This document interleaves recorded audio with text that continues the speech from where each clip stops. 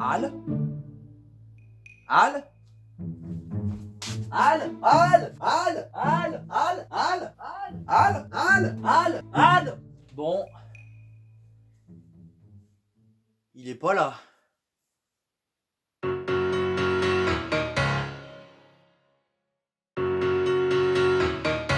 Just take those old records off the shelf. I sit and I listen to him by myself. To the music, I've got the same soul. I got that old time rock and roll.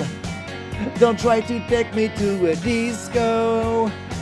You'll never even get me on the floor. In 10 minutes, Je m'absente 5 minutes et voilà le résultat.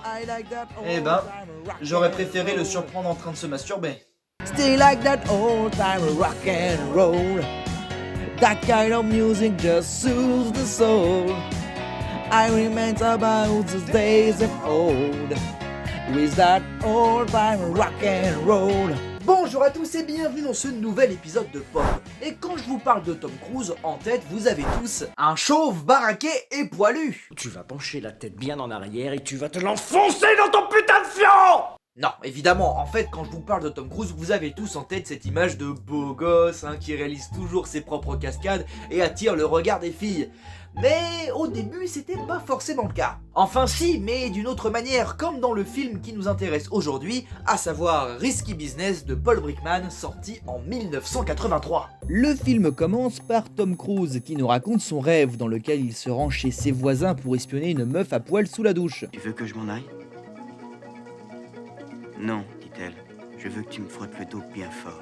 Bon, vous comprenez qu'il fait une sorte de rêve humide, si vous voyez ce que je veux dire. Bien sûr. Elle est sous la douche. Joël, c'est le nom du personnage, essaye de la rejoindre, mais lorsqu'il ouvre la porte de la douche, il se retrouve dans une salle de classe. Je n'irai jamais à l'université. Oui, mais au moins t'auras vu une meuf à poil. Et ça, c'est unique. Bon, on sort du rêve et on retrouve notre Joël avec ses potes, dont Serge, du flic de Beverly Hills. Pardon, Serge. Jojo nous raconte qu'une fille lui a fait des avances. Je crois que t'es ressorti au trot direction Piolet, branlette des familles. Ben oui. Sur la meuf sous la douche, je parie.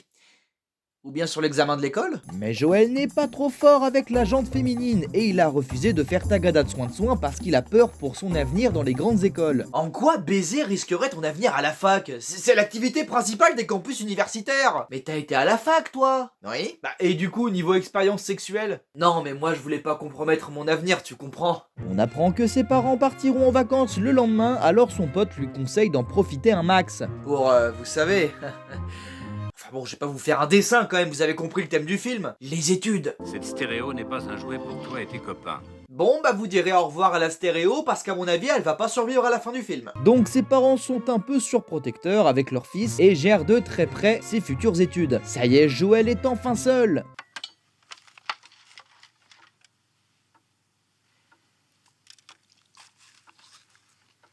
Et donc après, il va dans les grandes écoles, c'est ça? Oh, j'imagine qu'il doit être super intelligent. Bon, après on a la fameuse scène super culte où Joël danse sur Old Time Rock and Roll. On le retrouve en cours avec son pote Serge. J'essaie de dire Serge, c'est pas si difficile. Serge, on dirait une marque de détergent. Bon, en vrai il s'appelle Barry dans le film. Les deux potos sont à la bourre et doivent bosser sur un projet ensemble. Plus tard, un des potes de Jojo lui rend visite. Il paraît que tes parents ne sont pas là. Alors tu peux peut-être me filer une chambre? Non mais c'est sa maison, pas un bésodrome. Ce soir, on sait pas où aller. Ah, tu sais ce que c'est? Bah non, justement, il sait pas. Prenez ma chambre. Ta chambre en plus? Attends, ils vont quand même pas baiser dans les draps dans lesquels tu te pignoufes? Pas très hygiénique tout ça. Et après on se demande pourquoi le sida est la maladie des années 80. Bon, Joël et Barry bossent sur leur projet de pense-bête répondeur, mais là, ils entendent les deux amoureux copuler chaleureusement, et comme ça les énerve un petit peu, ils décident de se casser avec la bagnole du padré. Le lendemain, Miles, un des autres potes, lui donne carrément l'idée d'appeler une pute. Tu les as à domicile! Pratique le Uber prostitué. Mais comme Joël a un peu peur du truc, c'est Miles qui s'occupe d'appeler la mystérieuse Jackie. Le soir arrive, la fameuse Jackie sonne à la porte et... Salut Joël, je suis Jackie. Monsieur dame, Bon, visiblement, Miles a omis de lire les petits caractères. Puisqu'il ne s'agit pas de Jackie, mais plutôt de Jackie. Il appelle son pote à la rescousse. Oui, elle est là et elle t'attend, espèce d'enfoiré. Mais explique-lui la situation au lieu de faire des sous-entendus chelous là. Bon, Joël arrive à s'arranger avec lui, enfin avec elle, enfin avec lui. Merde. Et la personne est tellement sympa qu'elle lui donne même le numéro d'une collègue. Lana. Mais c'est une collègue ou un collègue? Tu le sauras bien assez tôt. Après, il se branle encore en faisant des rêves bizarres. Ah, là je t'habite! Tes parents sont dans le rêve! Après avoir regardé plein de petites annonces de cul sans trouver son bonheur, Joël décide enfin d'appeler Lana. Lana? C'est une fille! C'est une fille! Bravo, tu vas enfin pouvoir tremper le biscuit! Et elle arrive. Non, aucun signe de protubérance. Tu peux y aller. Bon, on va avancer un petit peu, sinon je vais me faire striker la vidéo. Et comme tout bon travail mérite salaire... Tu me dois 300 $. Eh ben, c'est ce qu'on appelle une pute de luxe! Eh, travail de nuit, ça gagne plus! Mais évidemment, Joël n'a pas l'argent sur lui et va retirer toutes ses économies à la banque. Sauf que lorsqu'il rentre, Lana est partie, et elle est partie avec une sculpture que sa mère aimait beaucoup. Alors avec l'aide de Miles, il retrouve sa trace dans un resto où elle a l'habitude de travailler. Ah, elle cumule de boulot? Non, c'est le même. Lana le retrouve à sa voiture et lui demande de partir précipitamment à cause d'un client pas content. Ah, reviens, on n'a pas encore eu le temps de faire le poirier javanais. Bon, en fait, c'est son Mac joué par Joe Pantoliano, qui est un acteur qui jouera 2 ans plus tard un des frères Fratelli dans Les Goonies. Hein. Drôle de changement de carrière, dis donc. Joël s'enfuit. Je peux savoir qui c'est? Mon impresario. À d'autres.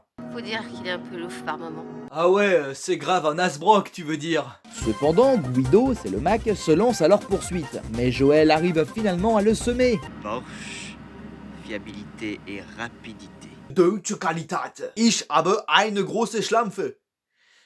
Elle comprendra qui pourra. Plus tard, Lana explique que Guido la pourchassait car elle l'avait lâché. Le problème maintenant, c'est que pour récupérer la sculpture, ça va être coton. Mais pas le temps de discuter parce que Joël doit aller en cours. Moi je vais être en retard au lycée. Après l'école, il rentre chez lui et là, il y avait déjà son pote le gratteur dans sa maison. Mais what the fuck, mais d'où tu rentres chez les gens comme ça? Et pour baiser en plus? Oui, c'est le même débat que pour Halloween. Et c'est pas tout parce qu'en plus, Lana a ramené une collègue. 50% vont au taulier, c'est toi le taulier. Et ben voilà, regarde, pas besoin de faire des grandes études, tu vois bien, t'as déjà trouvé un boulot. Cette fois, c'en est trop pour Joël qui décide de virer Lana et sa copine, sauf que Guido arrive, alors il intervient. Guido le menace et se casse, le petit Jojo décide d'héberger ses 2 nouvelles copines jusqu'à ce qu'il récupère sa sculpture. Le soir, il décide de sortir avec Lana, Barry et la nouvelle copine, Vicky. Et c'est là que Lana a une idée. Si tes copains et mes copines faisaient ami-ami, quelle fortune, tu te rends compte? Après une discussion entre les deux tourtereaux, j'ai envie de dire, Lana enlève sans le vouloir le frein à main de la Porsche qui finit dans le fleuve.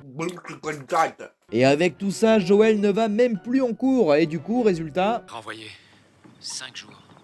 Et en plus, il est viré des futurs chefs d'entreprise. Ah la vache, avec ça son dossier est foutu. Les putes, la bagnole, l'école, qu'est-ce qu'on peut faire d'autre pour provoquer une giga crise cardiaque aux parents? La drogue, le suicide, Daesh, là tu vas trop loin.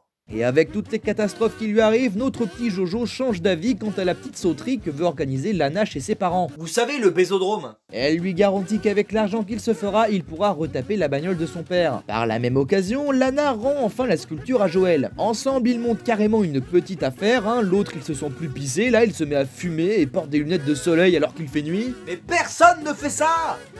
À part Stevie Wonder et Gilbert Montagnier. La soirée commence et les affaires se présentent bien. Hop hop hop! Pardon, mais vous n'êtes certainement pas lycéen, monsieur. En effet, il s'agit là d'un recruteur qui vient évaluer les compétences de Joël pour savoir s'il pourra rejoindre sa future école. Les parents avaient prévenu Joël de son arrivée avant de partir et effectivement, il n'a pas l'air déçu. Vous voulez vous spécialiser en quoi? Prostitution? Ou gestion d'entreprise? Ah, j'hésite. Et finalement... Je sens que je vais être calé. Je sens que mon avenir va être compromis.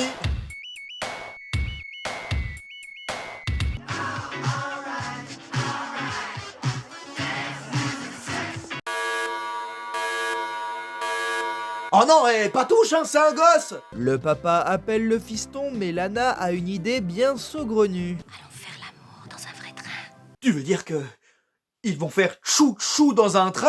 Oui, mais d'abord, un bilan. La soirée fut plutôt lucrative et le recruteur a passé un merveilleux moment en compagnie des filles de Joël, des filles de Joie, ce qui lui assure une place dans son école. Les filles étaient épuisées. Tu m'étonnes. Ainsi, Joël et Lana montent dans un train pour forniquer sur l'air de In the Air Tonight de Phil Collins. Version libre de droit. I can feel it coming in the air tonight.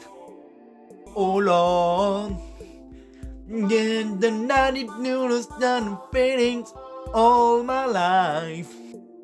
Oh Lord. D'ailleurs, c'est plus un métro qu'un réel train, mais bon, à ce niveau-là, je pinaille.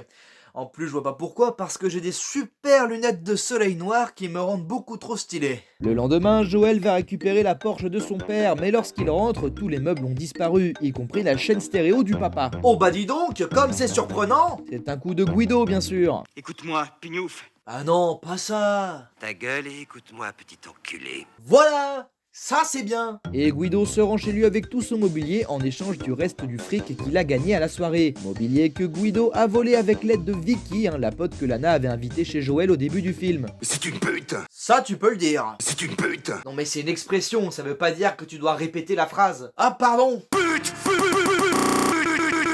C'est une pute. Qu'est-ce que tu branles? Pardon, j'arrange ça tout de suite. Je vais t'enculer. Je vais t'enculer et tu jouiras. Un quelconque rapport? Bah, c'est une sorte de transition. On va se mettre d'accord sur un truc, plus jamais tu touches au montage. Donc, Joël récupère tout et remet les meubles en place. En rentrant, les parents ne remarquent rien, ou presque. Cet œuf est fêlé. Il y a une petite fêlure dans le verre. Ses parents sont très déçus, mais c'est pas grave, il est méga stylé avec ses lunettes noires. Et en plus, il est pris dans son école. Mais comme on l'avait prédit depuis le début... Je m'appelle Joël Goodson. Mon business, c'est le bonheur des hommes.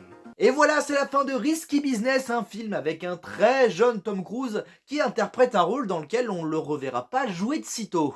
C'est vrai que lorsqu'on pense à Tom Cruise, on voit souvent un beau gosse sûr de lui qui fait des scènes d'action de ouf. Pas au petit jeune puceau là, prêt à tout pour tremper son biscuit, quitte à devenir un Mac finalement. Mais ça reste un film très sympathique. Pas très drôle, je vous l'accorde, bon en même temps c'est pas vraiment le but du film. Et je trouve ça assez surprenant la manière dont le film aborde le thème de la prostitution avec une certaine légèreté, comme si elle faisait un boulot comme les autres. En gros, ce film c'est la folle journée de Ferris Bueller, mais avec des putes. Sur ma planète, c'est un métier très honorable. Ah bon? Ah oui, pourquoi? Pas ici? Ah non, ici c'est plutôt l'inverse. Mais alors l'autre jour, quand tu m'as traité de fils de pute, c'était péjoratif? Bah ouais. Ah, ça explique un tas de choses, Parce que je comprenais pas comment tu connaissais le boulot de ma mère.